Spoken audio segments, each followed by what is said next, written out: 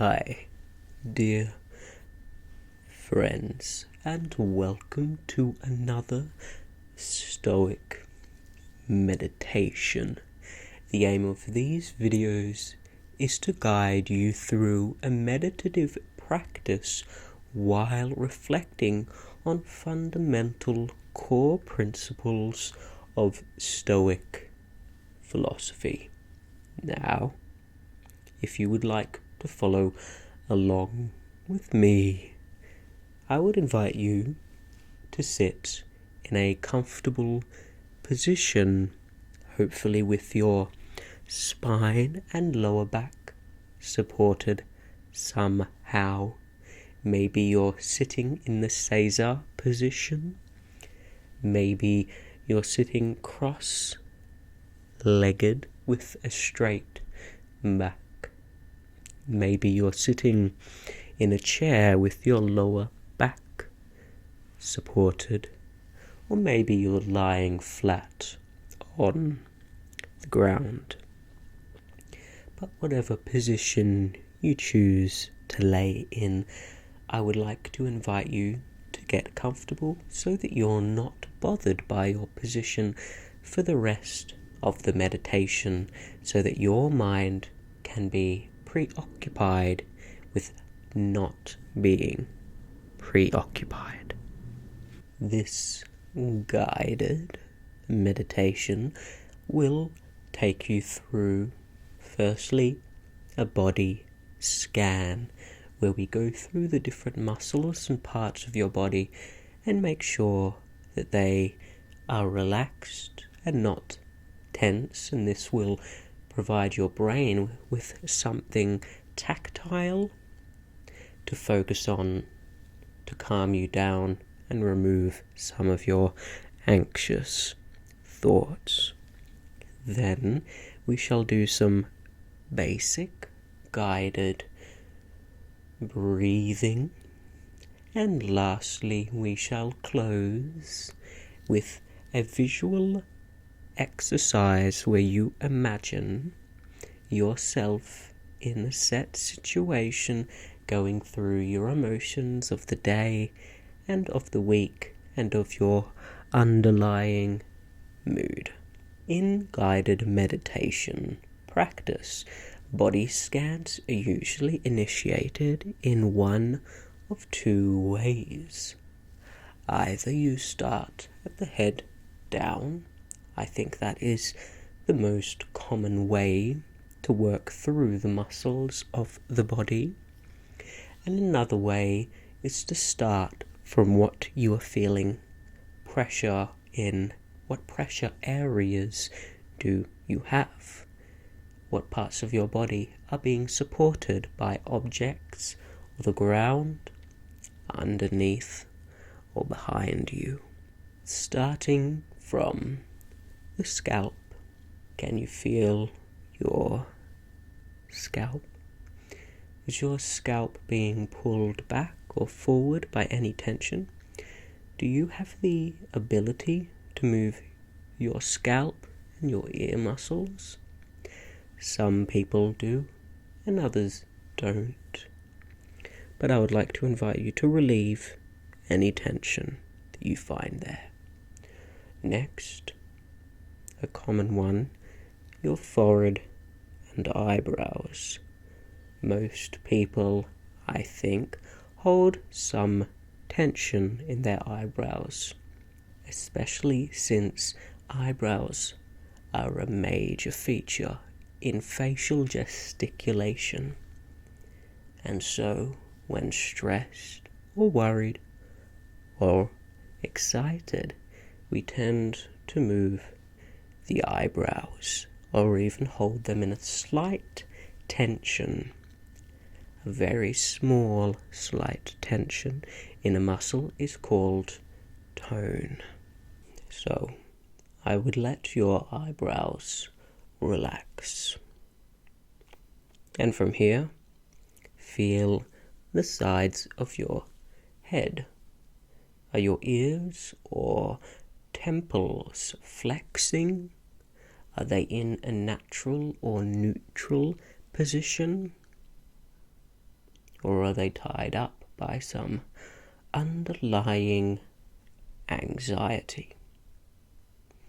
It's always possible that you have some underlying anxiety that you're not necessarily conscious of. I know that my physiological symptoms of anxiety tend to display much earlier than any emotional ones.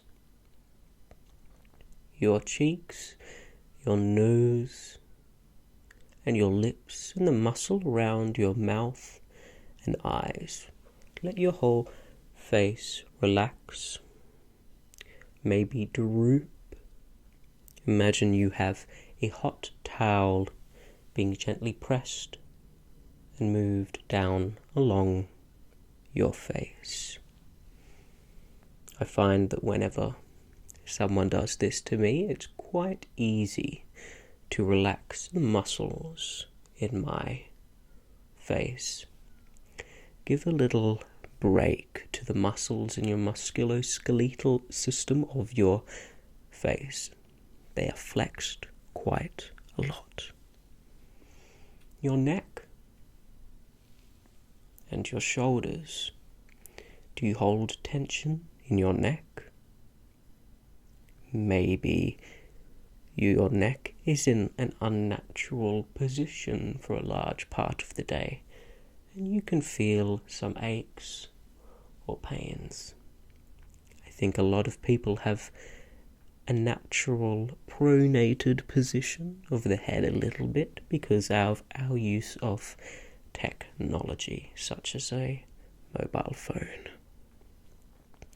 Your shoulders and your traps, are they straining to stay up, or are they loosely hanging by your side? Or are you in the middle? Are you sitting in a straight position and having them loosely hang but not drooping over? That is the neutral position to be in. Your upper back.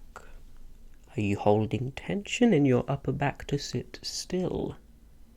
It's possible that if you hold constant tension in your upper back to sit properly, that you may lack some flexibility, mobility, or have a muscular imbalance somewhere in your body, leading you to need to adapt to sit straight. Your lower back, a common area of chronic pain. For many variables and many reasons, this is true.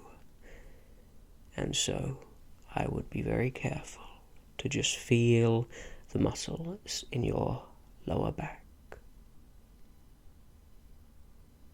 To relieve tension in the lower back is a quite specific thing to do, and not necessarily something that we're aiming to do with this meditation, but just rather to feel, continuing onwards.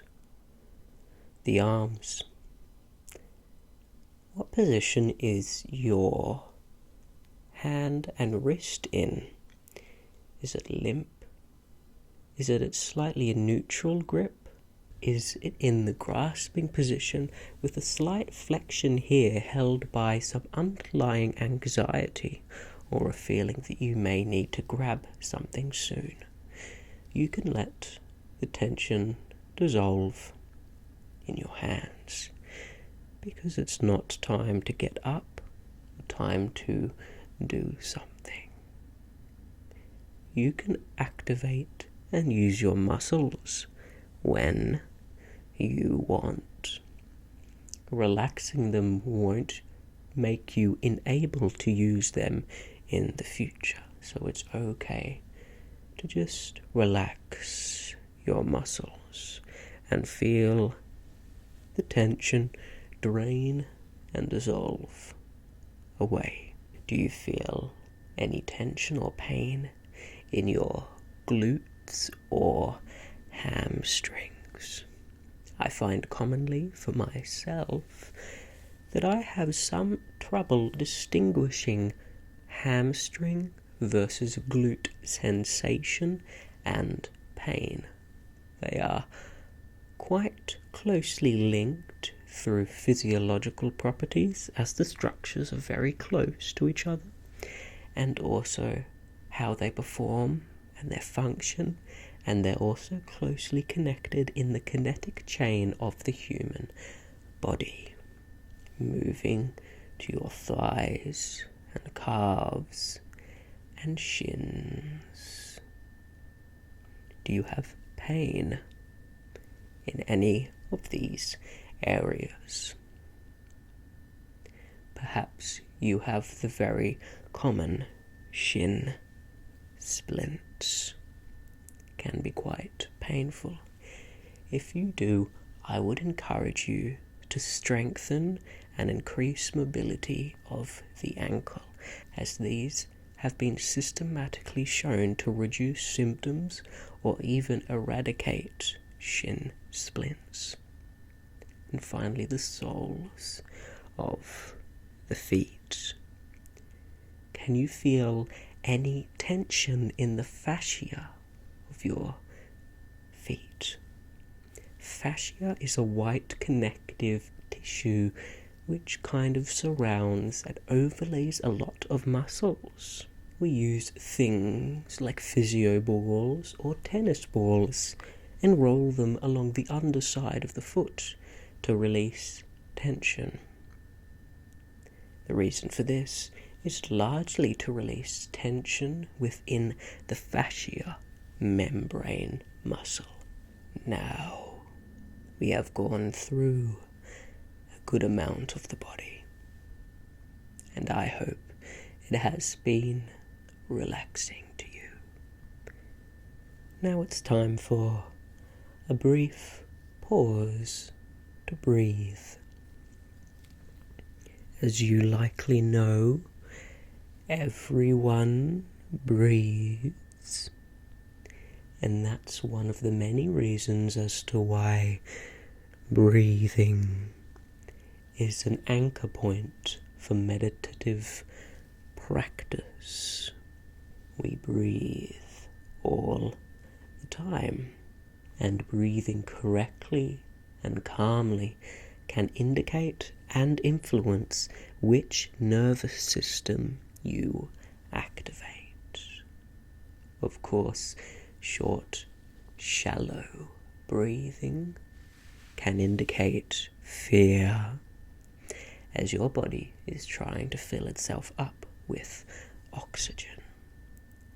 And deep, slow breathing, expanding the stomach to fill your lungs completely with oxygen, is calm and representative of the body's healing nervous system stages, where your heart rate is slower, where you are metabolizing, catabolizing, and anabolizing within your body, where cellular reactions are taking place to slowly heal and renew you, where you can gain rest, and so working with a state of mind which is calm, promoting healing,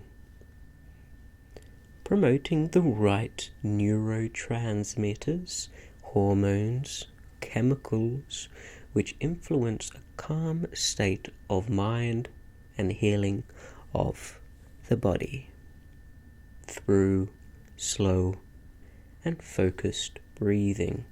Focusing on the breathing not only to make sure that you are continuing a natural homeostasis of your activated nervous system, but also as an anchor point for your brain to slowly come back to.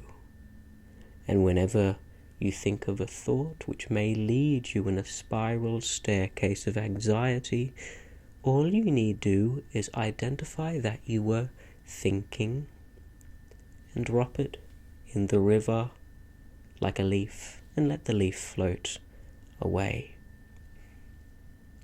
Of course, it is not a failure to have a thought when you are meditating. In fact, that is the point. If you are not identifying thoughts you are having when meditating, you're likely not meditating properly, as humans continually think. The point of meditation is to identify thoughts when you have them and gently throw them away without pursuing them further, but instead identify that yes, I am thinking. You cannot eradicate your ability to have thoughts. This would likely be dangerous. Instead, the purpose of meditation is to control your mind and allow you the ability to not get carried away by your inevitable thoughts. And so, every breath for you is an opportunity to come back into the present. A breath is a multimodal, multifaceted human experience. You can feel it, you can hear it, and you can control it. All of these various things present distinct opportunities for your focus. You can focus yourself on controlling your breathing to be slow, calm, and regular. Or you can let your breathing be as it is, and you can focus on the feeling of your breath, or the sound of your breath. Each variable you can isolate, or you can view them all as a whole. But it is this skill to come back to a keystone which will allow you to attain a meditative state whenever you need it.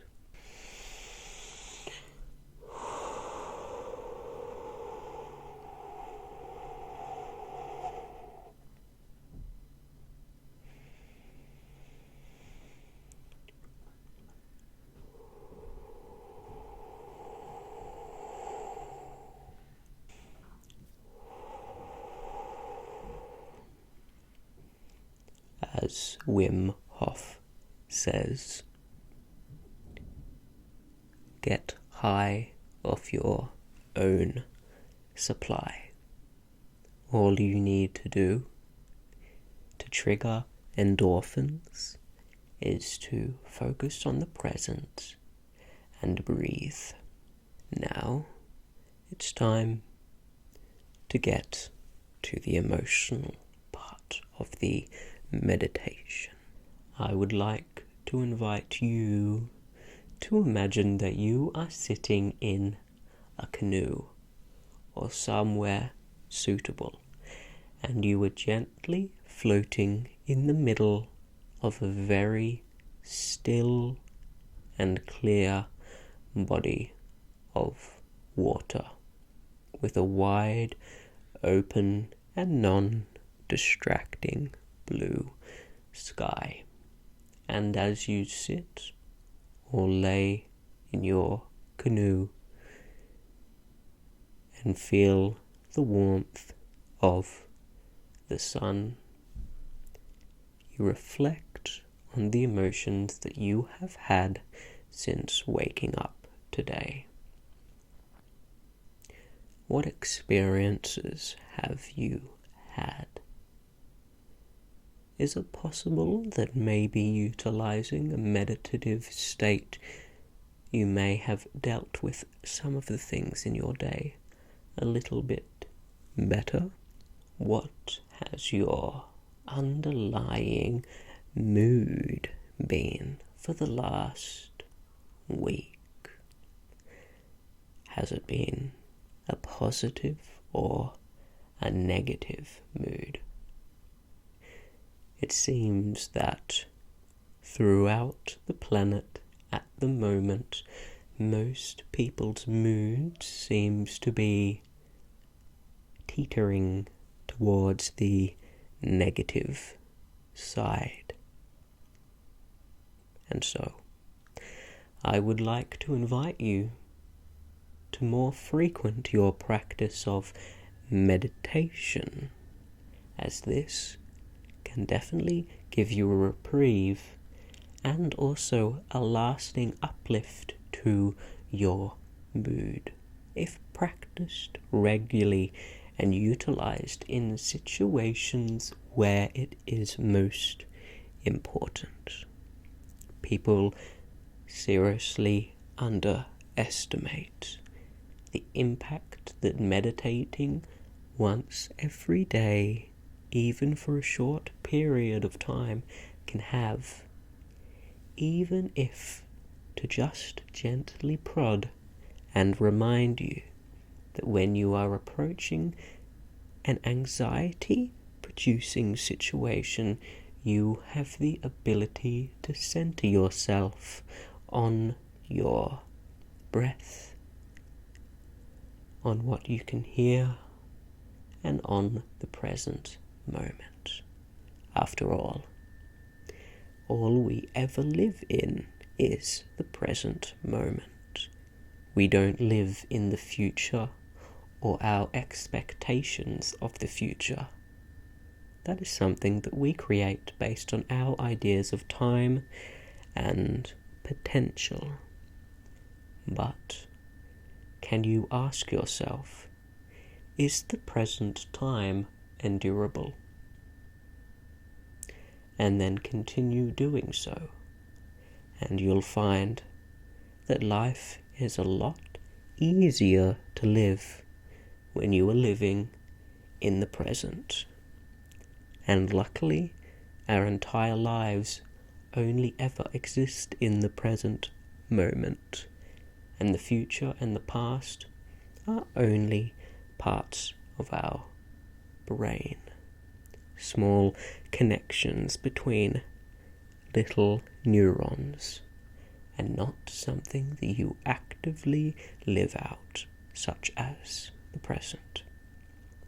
So, as for the present, I would like to invite you to slowly open your eyes, if they were closed, to stretch and move about a little bit, to remember that you always exist in the present moment, and that you always have the ability to focus in on this fact and utilize a keystone such as your breath to remind yourself.